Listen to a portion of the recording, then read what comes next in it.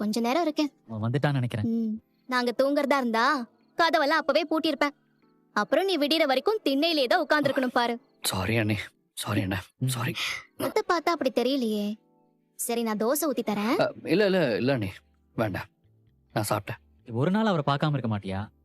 சரி, பார்க்க போனேன், கொஞ்சம் சீக்கிரமாவது வரலாம்ல. மாமாவை பார்க்க போயிட்டு நான் லேட்டாவே வந்தது இல்லையா? ராத்திரி 2 மணி கூட வந்திருக்கேன். அப்பெல்லாம் நீ தனியா இருந்த சுரேஷ். இப்போ உனக்கு கல்யாணம் ஆயிடுச்சு. உன்னை நம்பி இந்த வீட்டுக்கு ஒரு பொண்ணு வந்திருக்குல்ல. நான் லைட் ஆஃப் பண்ணிட்டு கதவெல்லாம் சாத்திட்டு வரேன். அவளுக்கு யாரடா தெரியும் நம்ம வீட்ல? நீ தான் எல்லாரோடையும் பேச வைக்கணும். புது இடம், பயமா இருக்கும்ல.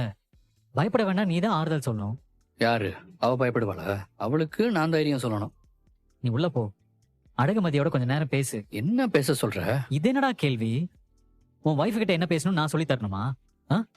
டேய், போய் ஏதாவது பேசுடா. சிச்சுவேஷன் எனக்கு புரியுது. திடீர்னு நடந்த கல்யாணம் தான், எதிர்பார்க்காம நடந்த கல்யாணம் தான். அதிர்ச்சி, குழப்பம் எல்லாமே இருக்கதா செய்யும். நீயும் அழகுமதியும் தான் ஒருத்தருக்கு ஒருத்தர் சப்போர்ட்டா இருக்கணும்.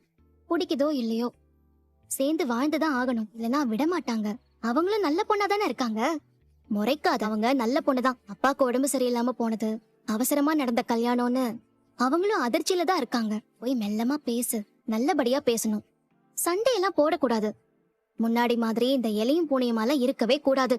போதும் நீ நேரங்காலம் தெரியாம அட்வைஸ் பண்ணிட்டு. இதனால நான் வெறும் அட்வைஸை மட்டும் தான் கேட்டுக்கிட்டு இருக்கேன். மாத்தி மாத்தி எல்லாரும் சொல்ற அட்வைஸை கேட்டு கேட்டு எனக்கு காது வலிக்குது. இப்படி பேசிட்டு போறான். பாத்துக்கலாம், விடுங்க.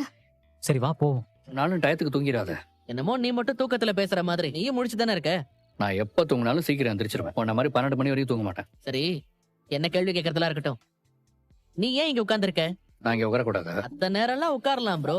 ஆனா இன்னைக்கு உனக்கு ஃபர்ஸ்ட் நைட்ல நீ தனியா உட்கார்ந்திருக்கியேன்னு கேட்டேன். ரூமுக்கு போ ப்ரோ, என்ஜாய் பண்ணு ப்ரோ. சாமர்ரா, டென்ஷன் ஆகாம சில்லாடு ப்ரோ.